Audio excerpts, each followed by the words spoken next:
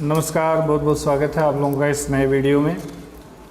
बच्चों, पिछले वीडियो में हम लोग बाल भारती के पाठ 8 नरई के कुछ भाग का अध्ययन किया था।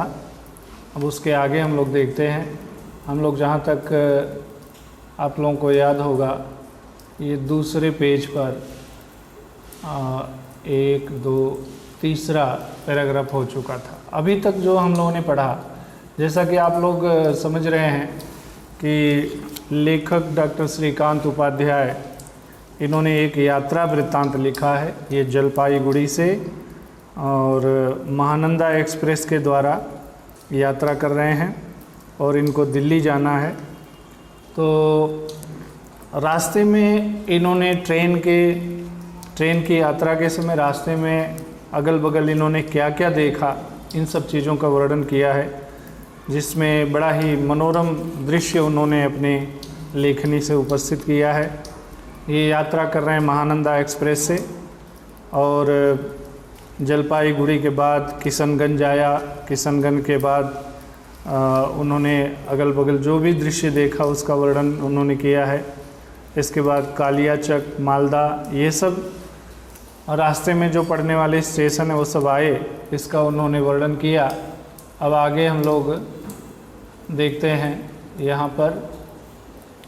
यहाँ से देखना है, तो इसको आज हम लोग इस वीडियो में देखते हैं।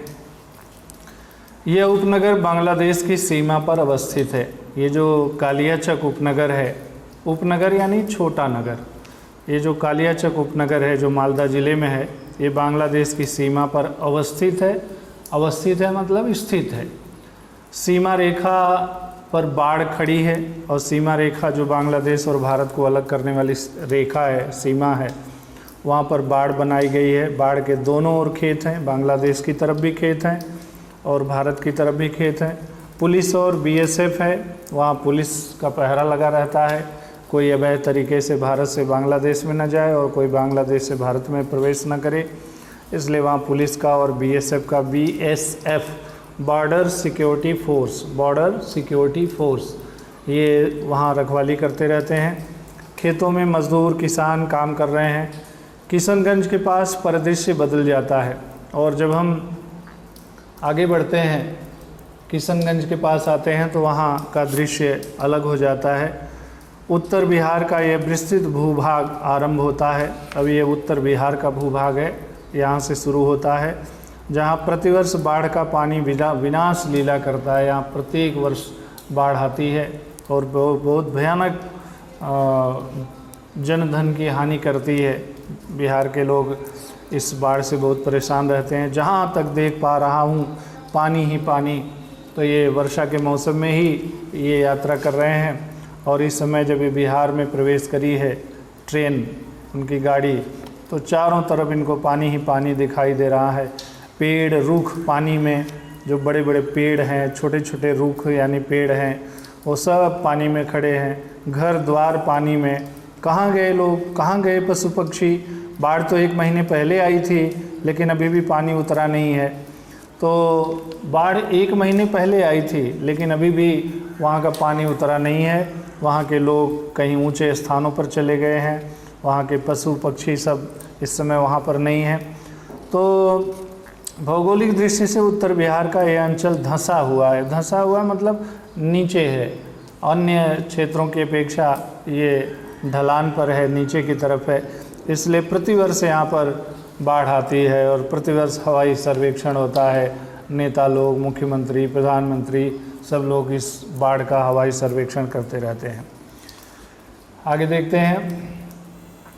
ऊंची ज़मीन की विसत पट्टी पर रेलवे लाइन बिछी हुई है और जो ज़मीन ऊंची है वहाँ पर रेलवे लाइन बिछाई गई है। महानंदा पानी के क्षितिज विस्तार के बीच चली जा रही है।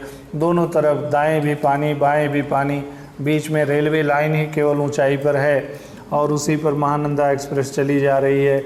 क्षितिज विस्तार यानी ऐसा लगता है जैसे इसका विस्तार कहीं समाप्त ही न हो, इस तरह से वहाँ चारों तरफ पानी ही पानी है और महानंदा एक्सप्रेस उस पानी के बीच में से चली जा रही है। कुछ स्टेशनों के करीब राहत शिविर लगे हुए हैं और जहाँ जहाँ स्टेशन है वहाँ पर सरकार के द्वारा कैंप लगाए गए हैं, राहत शिविर लगाए गए हैं। जो बाढ़ के क्षेत्र में जिनका घर मकान है वे लोग आकर के उन शिविरों में रहते हैं। वहाँ पर उनको सरकार की तरफ से राहत सामग्री, भोजन वगैरह दिया जाता है। जनसंख्या विस्फोटक, बच्चे खेल कूद रहे हैं और वहाँ पर तमाम सारे बच्चे हैं। जैसा कि भारत में जनसंख्या विस्फोट हो गया है, बहुत सारी जनसंख्या है, चारों तरफ जनसंख्या ही जनता दिखाई देती है, तो वहाँ बच्चे खेल कूद रहे हैं। सर्वहारा परिवार की एक स्त्री शिविर के पास बैठी दर्पण के सामने केश विन्यास कर रही है और बहुत ही गरीब परिवार की एक स्त्री, सर्वहारा परिवार यानी जिसका कुछ भी ना हो दुनिया में, ऐसे परिवार की एक स्त्री शिविर के पास बैठी दर्पण यानी शीशा लेकर के अपना केस, अपना बाल बना रही है। बिहार का शोक ओ कोसी, बच्चों इस पे एक नदी का नाम आया है कोसी, जिसको बिहार का शोक कहते हैं, बिहार का शोक। और बिहार का शोक इसलिए कहते हैं क्योंकि कोसी में इतनी बाढ़ आती है और हर वर्ष इतनी बाढ़ आती है कि वहाँ के लोग बहुत ही दुखी रहते हैं, बहुत ही परेशान रहते हैं, तो इसलिए इस नदी को बिहार का शोक कहते हैं। अगर स्मशान भूमि में भी शिविर लगा दिया जाए तो भी वह विस्थापित परिवार की कुलवधू मसान की पीठ पर बैठकर बेणी संहार करेगी। और अगर वहाँ पर इतनी भयानक बाढ़ आती है कि अगर स्मशान में भी कैंप लगा दिया जाए, शिविर लगा दिया जाए, राहत शिविर लगा दिया जाए, तो वहाँ भी ऐसे ही लोग पहुँच जाएंगे, वहाँ भी रहेंगे और वहाँ भी इस तरह की स्त्रियाँ अपना बैठ कर के बाल बनाती हुई दिख जाएंगी। कहने का तात्पर्य ये कि वहाँ बाढ़ का पानी इतनी विनाश लीला करता है कि लोग अपनी जान बचाने के लिए, अपने जीवन की रक्षा करने के लिए जहाँ जगह मिलती है, जिस जगह भी ठौर ठिकाना मिलता है, वहाँ वह सहारा लेते हैं। इधर बाढ़ में डूबा बिहार पानी से मुक्ति चाहता है, उधर महाराष्ट्र का मराठवाड़ा, उत्तर प्रदेश का बुंदेलखंड परम वृष्टि पाकर निहाल हो रहे हैं। और इस वर्ष जिस वर्ष ये यात्रा कर रहे हैं उस वर्ष ऐसा हुआ है कि बिहार में तो चारों तरफ पानी ही पानी है, बाढ़ आ गई है, लोग बाढ़ से छुटकारा पाना चाहते हैं। और उधर दूसरी तरफ महाराष्ट्र का मराठवाड़ा और उत्तर प्रदेश का बुंदेलखंड, जहाँ पर वर्षा बहुत कम होती है, वहाँ के लोग ईश्वर से मनाया करते हैं कि हे भगवान बारिश हो।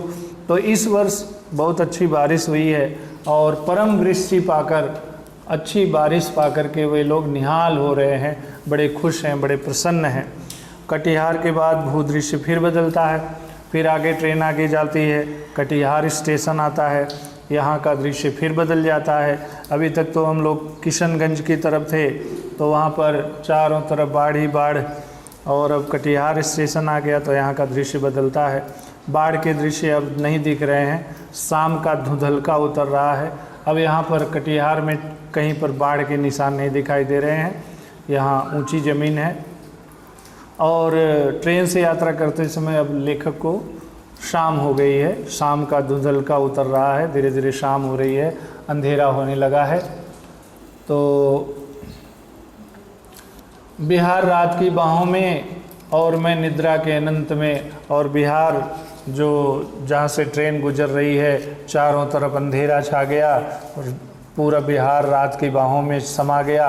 कहने का मतलब बिहार के ऊपर रात का पहरा हो गया और मैं अनंत निद्रा में, और मैं भी बिस्तर बिछा करके अनंत निद्रा में सो गया, यानी लेखक सो गया। उधर अंधेरा हुआ और चारों तरफ अंधेरा अंधेरा हो गया, अब कुछ देखने लायक नहीं रह गया, तो लेखक भी अपना सो गया ट्रेन में।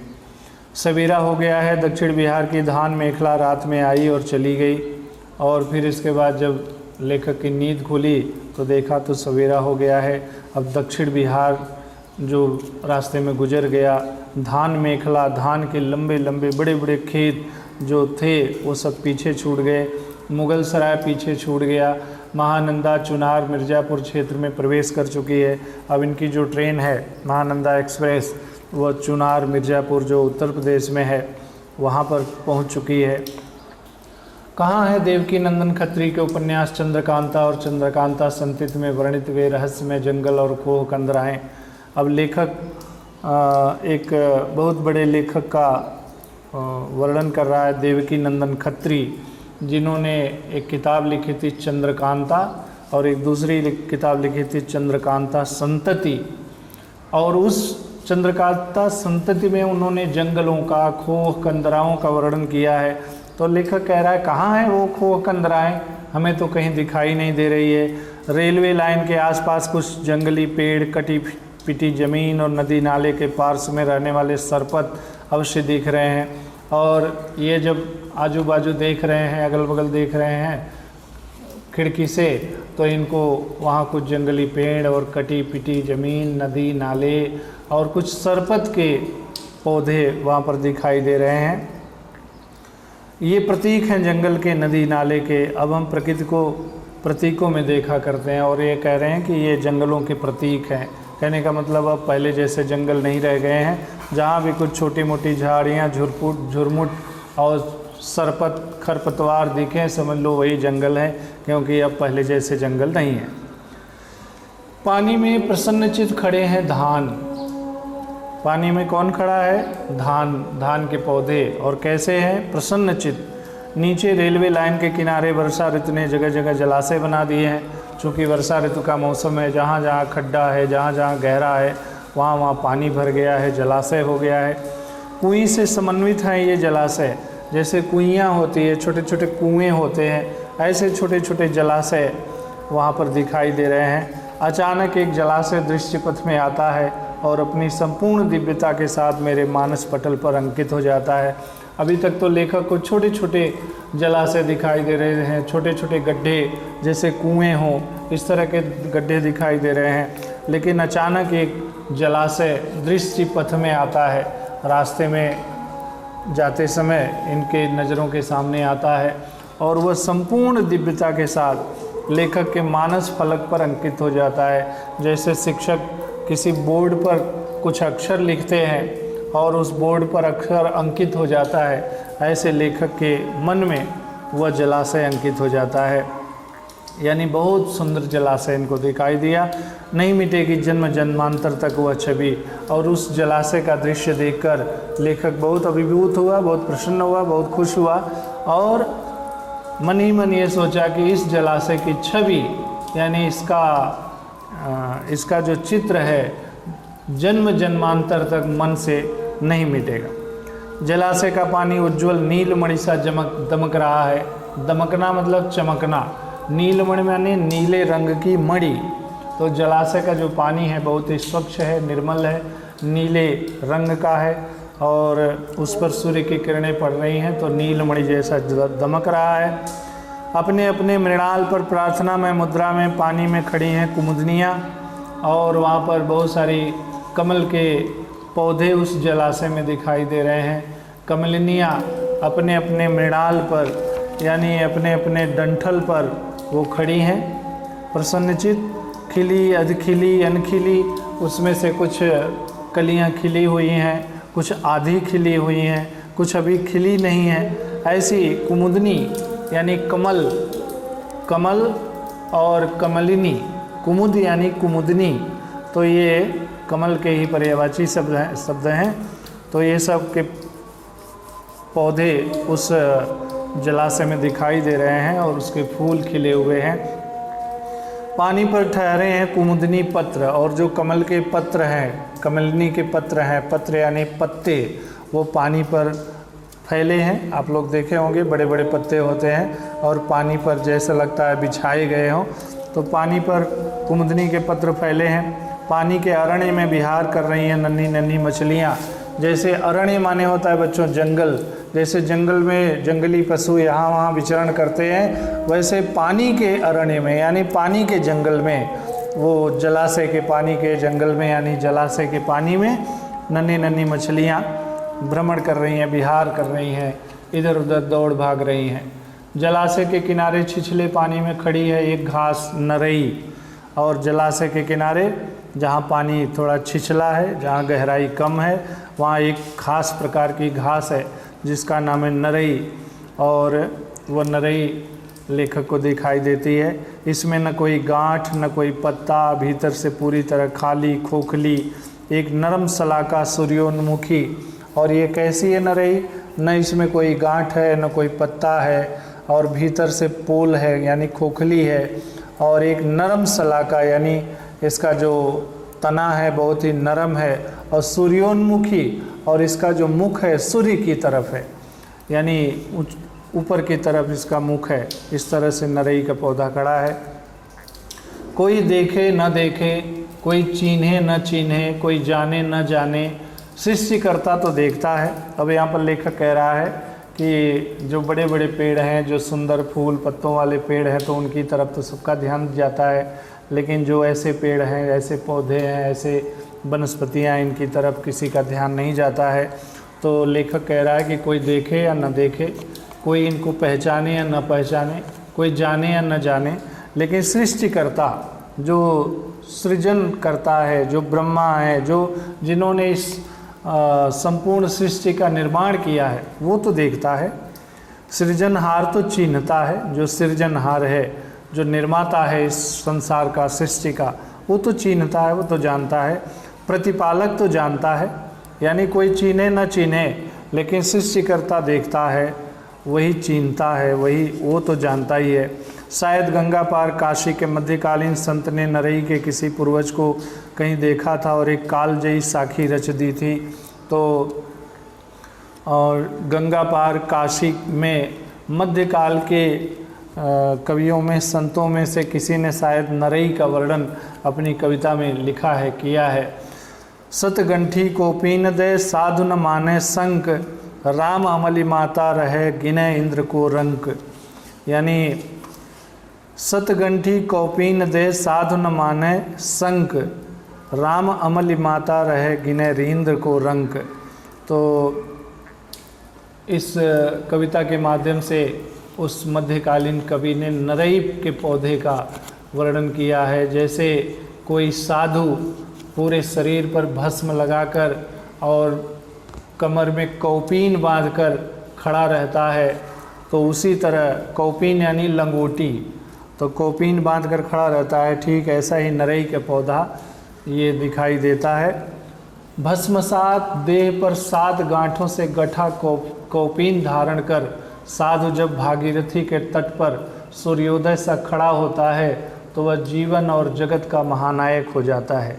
कहने का मतलब इसमें यही बताया गया है कि जब 7 गांठों वाली लंगोट पहनकर कोई साधु गंगा के किनारे, भागीरथी यानी गंगा के किनारे सूर्योदय के वक्त सूर्य की पूजा करने के लिए खड़ा होता है, तो वह जीवन जगत का, इस संसार का एक महानायक हो जाता है, जिसका तेज प्रताप देखकर पंच महाभूत कौन कौन से हैं? पृथ्वी, जल, अग्नि, वायु, आकाश। तो लेखक कह रहे हैं कि उस साधु को देख करके पूरा जो पंच महाभूत हैं सभी रोमांचित हो उठते हैं। पृथ्वी, जल, अग्नि, वायु, आकाश सब रोमांचित हो उठते हैं उस साधु को देखकर। और ठीक वैसे साधु की तरह ये नरई का पौधा दिखाई दे रहा है। इसको भी देख करके सृजनकर्ता रोमांचित होता होगा। तो बच्चों ये पाठ इधर यहाँ पूरा हुआ। किशनगंज की विशेषताएं। तो किशनगंज ये बिहार का सीमांत प्रदेश है। बंगाल और बिहार की मिलीजुली भाषा है। अदृश्य सरस्वती की तरह नेपाल भी मौजूद हैं, और कच्चे पक्के घर, झोपड़े, बाड़ी वहाँ पर दिखाई देते हैं। ये सब आप लोग लिख सकते हैं। पाठ में प्रयुक्त खेती से संबंधित शब्द, तो इसमें बच्चों आप लोग देखे होंगे जोताई, बुआई, रोपाई, निराई, ये सब शब्द आए हैं। 4 शब्द लिखना है, तो 4 आप लोग लिख सकते हो। कहाँ पर है ये मैं आपको बता दे रहा हूँ। इस पेज पर, यहाँ पर आप लोग देखिए, यहाँ देखिए जोताई, बुआई, रोपाई, निराई, तो इसको आप लोग लिख सकते हैं। और आगे देखते हैं अगला प्रश्न।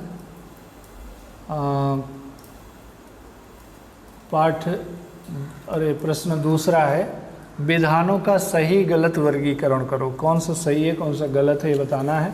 तो बंगाल का ज़िला मालदा आम के लिए प्रसिद्ध है, तो ये सही है। और शाम का धुंधलका उतर रहा है, कवि ने, लेखक ने यहाँ पर वर्णन किया है, तो ये भी सही है। और पानी में खड़े हैं प्रसन्नचित्त मछुआरे, ये गलत है, क्योंकि यहाँ पर पाठ में लिखा है पानी में खड़े हैं प्रसन्नचित्त धान के पौधे, धान। तो जलाशय का पानी उज्ज्वल नीलमणि सा महक रहा है, ये भी गलत है। जलाशय का पानी उज्ज्वल नीलमणि सा दमक रहा है। और चौथा प्रश्न है, लेखक ने इस ट्रेन से यात्रा की, तो आप लोगों को पता होगा महानंदा एक्सप्रेस। उत्तर बंगाल की प्रमुख नदी, तो महानंदा। ऐसी पानी में मछलियों को सांस लेने में दिक्कत होती है, तो विषैले पानी में। तो ये सब आप लोग कर सकते हैं। तो ये पाठ यहाँ पर पूरा हो गया बच्चों। बस आज के लिए इतना ही। बहुत बहुत धन्यवाद।